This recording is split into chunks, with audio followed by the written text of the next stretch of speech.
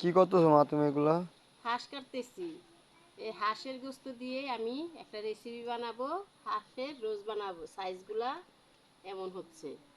এটা তো আর মুরগি না, হাঁস। হাঁসের রোজ বানাবো, তার জন্য হাঁস কাটতেছি।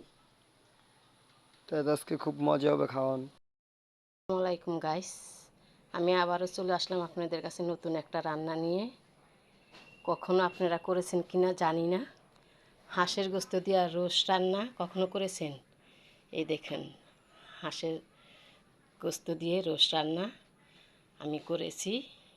পোলাও রেঁধেছি, বাইং মাছ ভুনা করেছি। মানুষ কম তো তাই অল্প অল্প করেছি। বলবেন তো আপনারা আমার রান্নাটা কেমন হয়েছে? খুবই সুস্বাদু হয়েছে খাবারটা, আমি জানি, তারপরেও আপনারা বলবেন। সবচেয়ে ভালো হয়েছে হাঁসের রোস্টটা।